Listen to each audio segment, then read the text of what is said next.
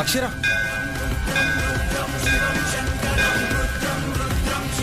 ఏమైందండి? కాసేపు ఉంటే నీ చీర అంటుకునేది అక్షర. చూసుకోలేదు. పరధ్యానంలో ఉంటే ఇలానే ప్రమాదాలు జరుగుతాయి. నేను రావడం ఆలస్యమై ఉంటే ఊహించుకోవడానికి కూడా భయంగా ఉంది. నగల గురించే కదా, వాటి కోసం ప్రాణాల మీదకి తెచ్చుకుంటావా? మన ప్రయత్నం మనం చేస్తూనే ఉన్నాం. ఇంకా మన చేతుల్లో ఏముంది? ఎందుకో అమ్మవారు ఇంతగా పరీక్ష పెడుతున్నారు.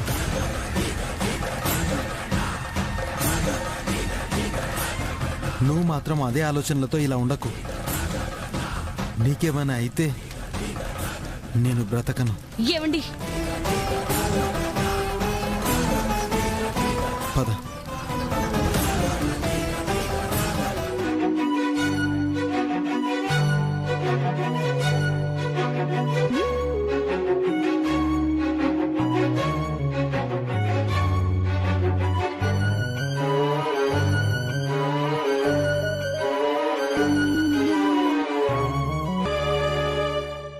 బుజ్జమ్మ గారు, దేవాదాయ శాఖ నుంచి వస్తున్నాం. ఈ ఆలయం మీద మీ మీద భూపతి గారు కంప్లైంట్ ఇచ్చారు.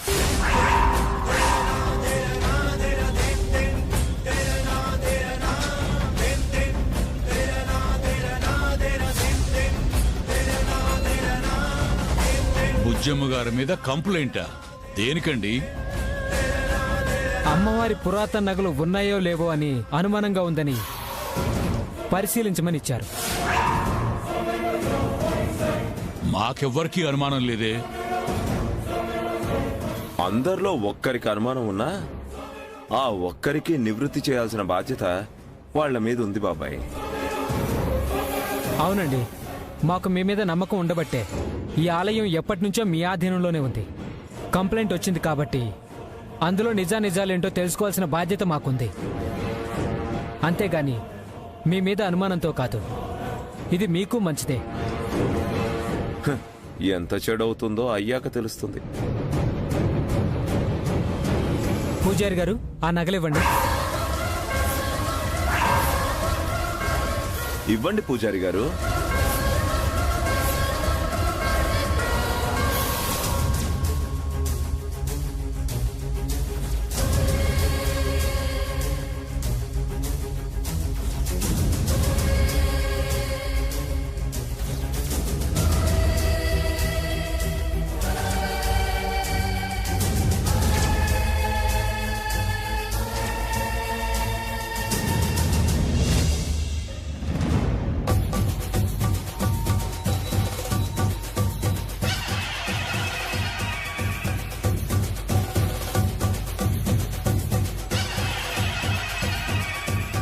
హాల్ మార్క్ ఉంది.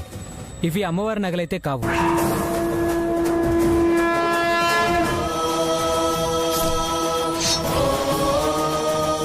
బుజ్జమ్మ గారు, తెరవండి. వీళ్ళకి ఆ అనుమానం కూడా తీరిపోతుందిగా.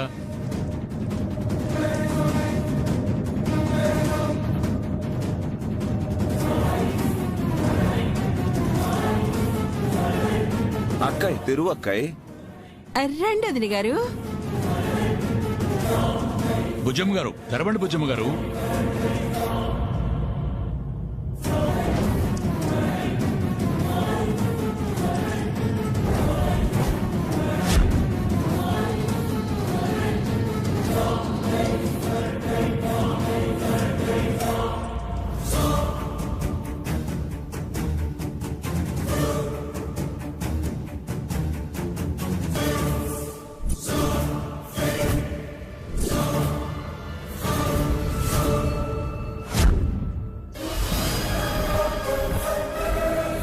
గోవింద గోవింద.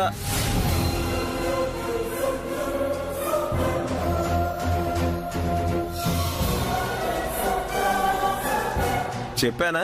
నేను చెప్పానా? బుజ్జమ్మ గారు దొంగతనం చేశారా? ఏంటి సార్, ఉన్నాయా? బుజ్జమ్మ గారు, నగలేమయ్యాయి? చూసారా? అందరూ చూసారా? మాది అనుమానం కాదు, నిజమని నిరూపణ అయింది. బుజ్జమ్మ గారు అలా చేయరు, వారి మీద అనుమానం లేదు అన్నారుగా. ఇప్పుడేమంటారు మీ అమ్మతోడు? చెప్పండి, మీ నమ్మకం మీద కొట్టారు. అందరినీ మంచితనం ముసుగులో నమ్మించి నగలు మాయం చేసేసి ఉన్నట్టు నాటకం ఆడుతూ మోసం చేశారు. అసలు నిజమైన బుద్ధి ఇది. భూపతి, నీచమైన బుద్ధి నీది. మర్యాదగా మాట్లాడు. బాబు, దొంగ దొరకనంత వరకే దొర. ఇప్పుడు మీరు దొరలు కాదు, దొంగలు. ఇంకొకరు అనే హక్కు మీకు లేదు. సార్, నగలు లేవని తెలియగా అడగండి. నమ్మలేకపోతున్నాం బుజ్జమ్మ గారు.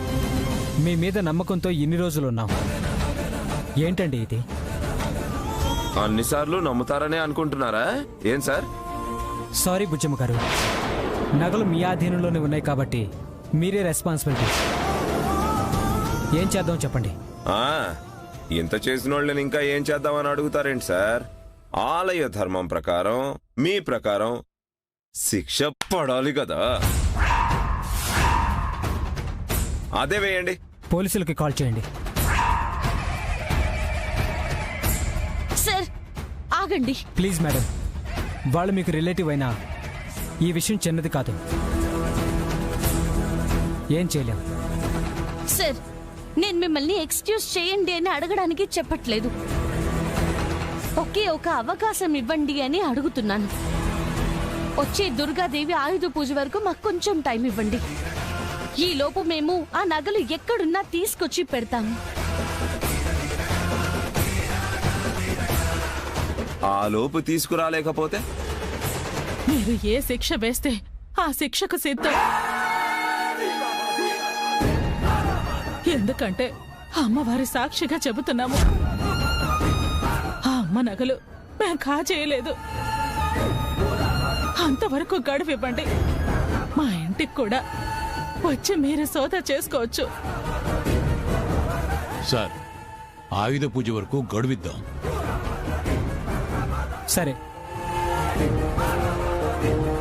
బుజ్జమ్మ గారు, మీరు నగలు తేలేని పక్షంలో ఆలయ సంప్రదాయం ప్రకారం 100 కొరడా దెబ్బలతో పాటు కఠిన కారాగార జైలు శిక్ష పడుతుంది.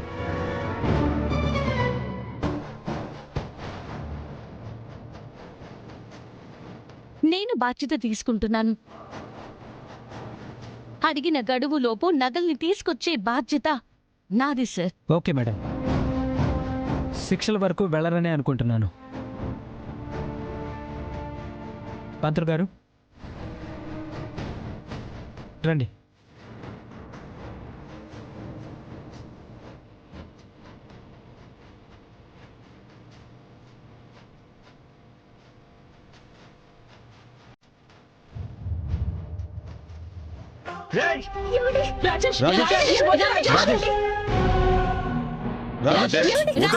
ఇదంతా నువ్వే చేసావు కదా? నేనా?